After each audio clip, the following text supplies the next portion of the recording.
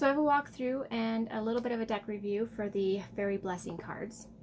I think some people have already done it, but I'm just going to do mine because I want to and I love fairies.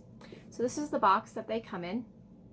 It's a two-part box, pretty sturdy. I really like how it's displayed. This is one of the cards in the deck, and of course it's by Lucy Cavendish. And the artwork is, I do believe, Amy Brown's. Yeah.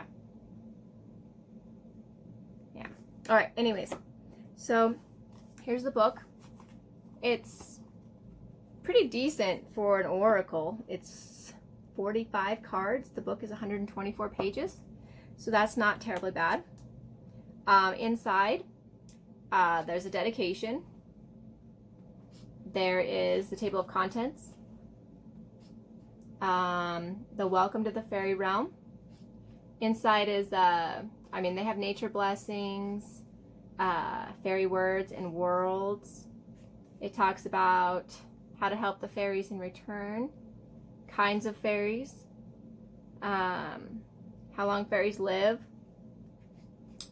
Let's see, what else has it got in here? How to work with your fairy blessing cards. Okay, here we go.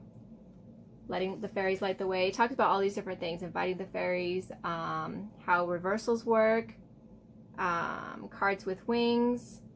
It's even got the spreads, like there's one kind of spread. What else does it have in here? Oh yeah, it's got the fairy star spread as well, which I really like. I really like that 7-pointed star reading. Well, technically it's 8 cards, but it's 7 points. So then it's got the Wheel of the Year spread. I want to try this one. I don't know that I'm going to do it specifically with the Fairy Blessings cards, but the Wheel of the Year is coming, so it's the end of the year, so I want to kind of do that. And then this is how much is actual cards. Like all of this is description, explaining, introduction, table of contents, talking about fairies, and then this part is the cards. And it's pretty decent sized stuff. It's got, black and white images, but there's several paragraphs of description for each card, which I really like. I really like that. And then the cards themselves, as you can see, they're not super glossy. They're kind of this velvety matte color and style, and I like that in my cards. It's easier for me to shuffle. I really enjoy them. However, they are huge. My hand is so tiny. I can't even fit my hand this way around it hardly at all without bending the card. So I don't like how big they are, but they're oracle cards, so I kind of expect them to be that big. And I don't think this would be a deck that's easy to just cut the borders off around, though I guess I could cut the borders right in here if I really, really wanted to, but I don't. This is the back of the card.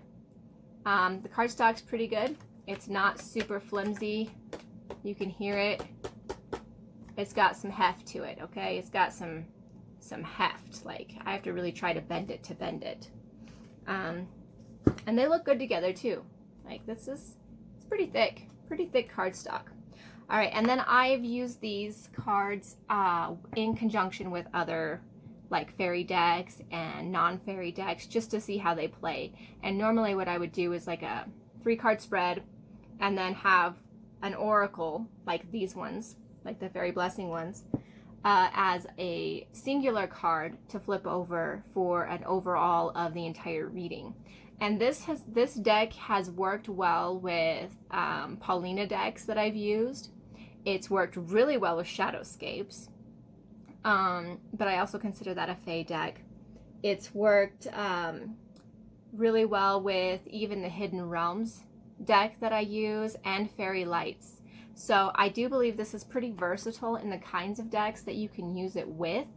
It's pretty open, it's pretty freeing, and the cards themselves are blessings. So it's more the idea that the fairies give a blessing to the reading, which I really like. So if this is something that you're interested in, I would suggest that you take it for a little spin and see how you like it. But I do like it. It's one of my favorite oracle decks so far, and I've really enjoyed just reading with these cards. So I hope you find this useful, and I'm going to go through the cards one by one in the next segment, and you can just watch me go through them, and that'll be the end of the video. So I hope you guys have a wonderful day.